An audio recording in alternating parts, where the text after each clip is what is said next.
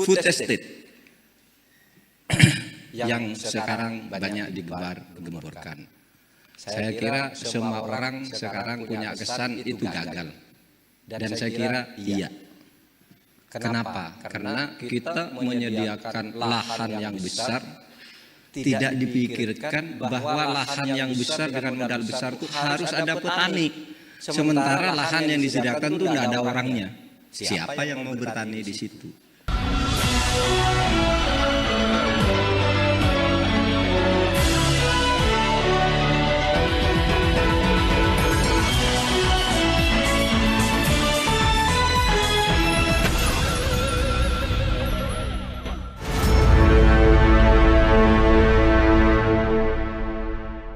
Assalamualaikum warahmatullahi wabarakatuh. Kembali berjumpa dengan saya, Yarsubun Arif dari Forum News Network.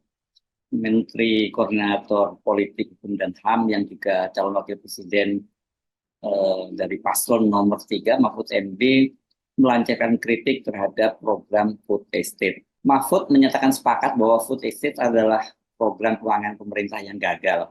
Ada lahannya tapi tidak ada petani yang menggarapnya. Kendati tidak menyebut nama Prabowo dan Jokowi, namun pernyataan Mahfud itu dapatlah kita nilai sebagai serangan kepada Prabowo dan Jokowi.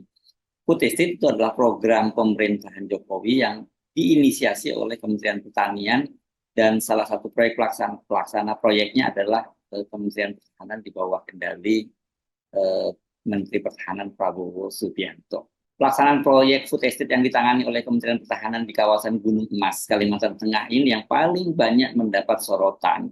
Ini dari berbagai pegiat lingkungan di Indonesia, juga pegiat lingkungan yang berafiliasi dengan lembaga internasional seperti Greenpeace. Karena selain merusak lingkungan, proyek ini juga dibiarkan mangkrak, padahal dana triliunan sudah digelontorkan dan ratusan hektar hutan sudah ditebar. Kedaulatan pangan itu berarti kapanpun negara butuh pangan itu harus tersedia, ada. Entah dari mana, pokoknya negara harus ada, Pak, impor, ekspor. Tapi kalau kemandirian, kapanpun negara harus ada, tetapi harus diproduksi dari dalam negeri. Nah, kemudian ada keamanan pangan, ya. Itu bisa aman dari perubahan situasi, perubahan apapun ini tetap aman, tersedia untuk pangan. Nah, kira-kira begitu pengertian yang lebih populer tentang pangan ini. Nah, saudara sekalian, apa yang mau kita lakukan? Food estate yang sekarang banyak digembar-gemborkan. Saya kira semua orang sekarang punya kesan itu gagal. Dan saya kira iya. Kenapa? Karena kita menyediakan lahan yang besar, tidak dipikirkan bahwa lahan yang besar dengan modal besar itu harus ada petani. Sementara lahan yang disediakan itu tidak ada orangnya. Siapa yang mau bertani di situ? Idenya bisa diteruskan, dan pangan itu bukan hanya beras pada akhirnya. Harus kembali ke makanan tradisional Indonesia. Ada beras, jagung, gandum, sagu, sorghum, dan sebagainya. Itu nanti kita kembangkan. Karena itu sebenarnya makanan tradisional kita. Kita tuh suka makan nasi gitu kan sudah dijajah orang. Baru beras dan seterusnya. Beras selalu seakan-akan orang yang paling hebat, yang paling mulia itu kalau bisa makan beras gitu. Nah, itu. Mahfud menyampaikan hal itu menanggapi pertanyaan dalam bedah visi misi calon wakil presiden yang digelar oleh Universitas Andalas Padang, Sumatera Barat hari ini, Senin 18 Desember 2023. Dengan begitu kita bisa menyebutnya Mahfud menyampaikannya itu dalam kapasitas sebagai calon wakil presiden yang diusung oleh PDIP dan P3. Ini bukan sebagai Menko Polhukam, karena kalau sebagai Menko Polhukam ya jeruk makan jeruk ini. Ini saya kira salah satu dampak yang mungkin membuat kebingungan kita, karena para menteri yang ikut kontestasi dalam Pilpres itu sekarang ini kan tidak mundur. Dan dua orang menteri itu adalah Mahfud MD dan juga Menteri Pertahanan Prabowo Subianto yang menjadi calon presiden. Dan kemarin ini sempat ramai dipersoalkan ketika Prabowo melakukan kunjungan ke Sumatera Barat itu karena dia dinilai memanfaatkan fasilitas kendaraan dari pemerintah. Salah satunya adalah penggunaan helikopter milik TNI Angkatan Udara yang kemudian ini dibantah oleh politisi dari Gerindra. Kritik terhadap food estate juga sebelumnya disampaikan oleh Sekjen PDIP Hasto Kristianto. Hasto pada waktu itu malah menyebutnya sebagai kejahatan lingkungan. Praktik pada kebijakan ternyata disalahgunakan dan kemudian hutan ditebang, habis, dan food estate-nya tidak terbangun dengan baik. Itu merupakan bagian dari kejahatan terhadap lingkungan. Pernyataan Hasto ini mengejutkan karena pada waktu itu wartawan menanyakan respon Hasto terhadap publikasi PPATK, yakni tim anti money laundering, yang menyebutkan bahwa dana-dana dari kejahatan lingkungan itu masuk ke partai politik. Karena itu Hasto juga mendorong agar PPATK untuk turun tangan menyelidikinya soal food estate ini karena itu juga termasuk kejahatan lingkungan. Hasto menyampaikan itu tanggal 15 Agustus 2023 lalu. Menanggapi kritik Hasto, Prabowo itu hanya bereaksi pendek. Yang benar, kata dia. Sementara Presiden Jokowi menolak penilaian Hasto. Dia berdalih pembangunan food estate dalam rangka mengantisipasi krisis pangan yang tengah melanda dunia. Jokowi tidak menjawab substansinya bahwa pertanyaannya bukan soal antisipasi krisis pangan, ya, tetapi adalah tentang kesalahan pelaksanaan di lapangan yang menunjukkan bahwa hutan-hutan ditebang, tetapi kemudian food estate-nya tidak terwujud. Tetapi Jokowi itu bukan melakukan evaluasi ya menghadapi kritik dari PDIP ini, karena dia kemudian malah memutuskan untuk melanjutkan program food estate dalam dalam pidato kenegaraan ketika dia menyampaikan nota keuangan tahun 2024, keuangan APBN 2024. Jokowi itu malah menambahkan alokasi dana pembangunan food estate dan dana tersebut masuk dalam anggaran ketahanan pangan nasional sebesar 108,8 triliun.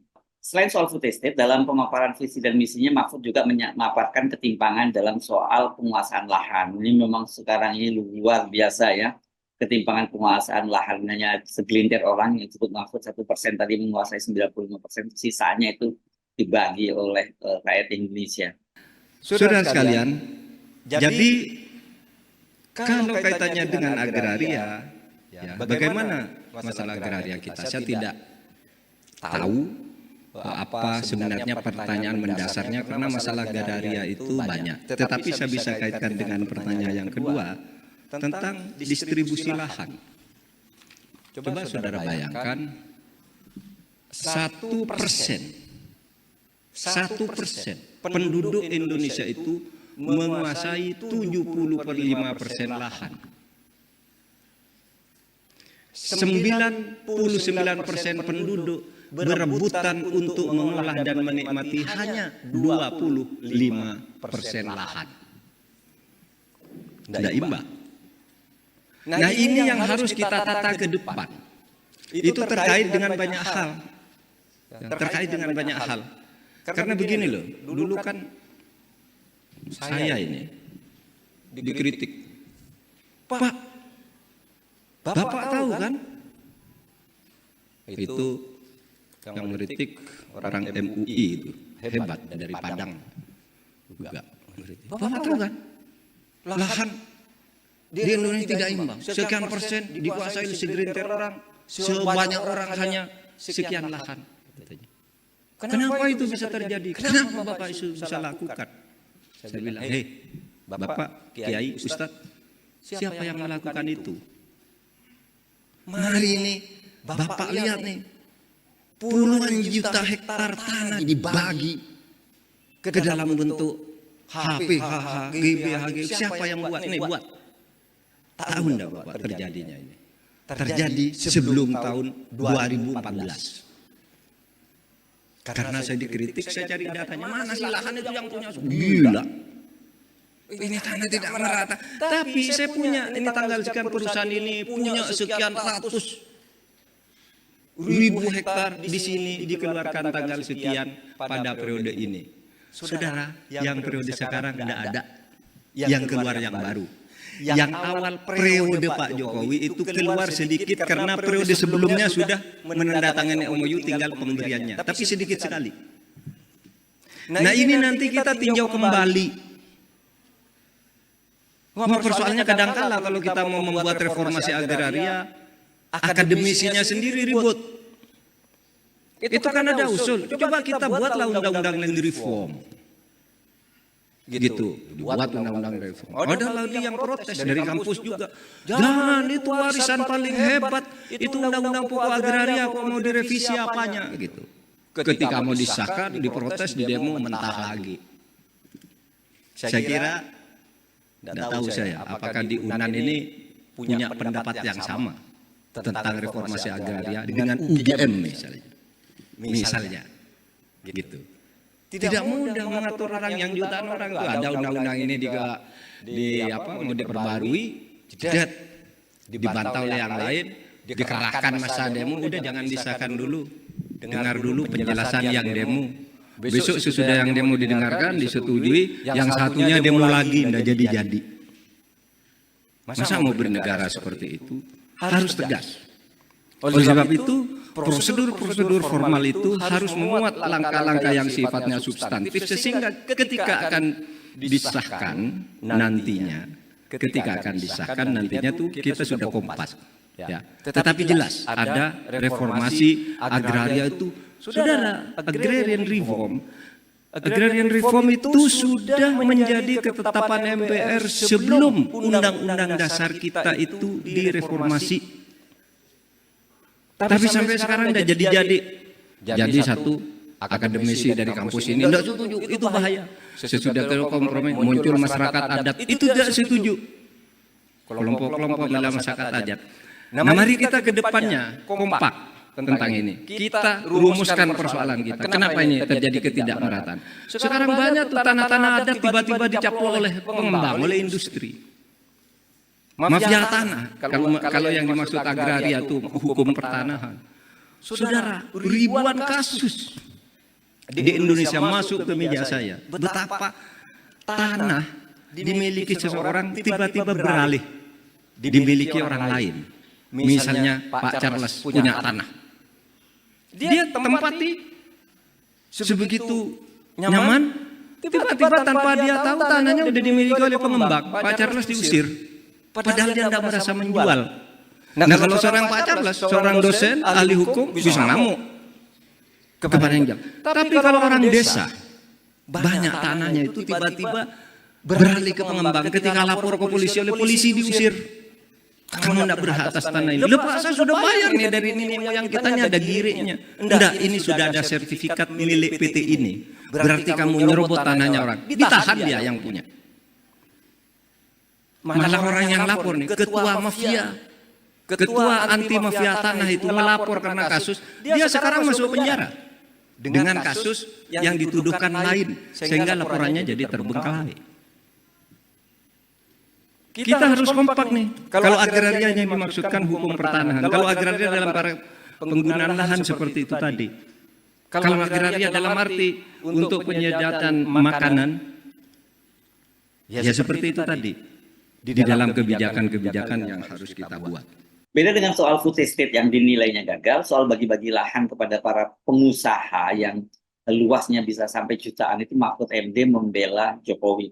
Menurutnya pemerintahan Jokowi selama dua periode itu, khususnya periode terakhir itu tidak boleh tidak bisa ikut dipersalahkan karena mereka tidak pernah bagi-bagi lahan sampai jutaan hektar itu, kata dia. Kalau ada pernah terjadi pembagian lahan pada awal pemerintahan Jokowi setelah dia terpilih pada Pilpres 2014, karena itu hanya melanjutkan dari kebijaksanaan pemerintahan sebelumnya. Ya, ini kalau pemerintahan sebelumnya berarti yang disalahkan oleh Mahfud MD adalah pemerintahan SBY. Jadi ini menarik ya, karena mau tidak mau sebagai calon wakil presiden ini ya mestinya Mahfud MD memang menunjukkan diferensiasi terhadap pemerintah Jokowi, karena apa yang alasannya untuk memilih Ganjar Mahfud kalau kemudian mereka ini punya program yang sama dengan pemerintahnya Jokowi, yakni melanjutkan semua program-program pemerintahan Jokowi, sementara klaim sebagai pelanjut Presiden Jokowi itu kan sekarang tidak bisa lagi dinisbahkan kepada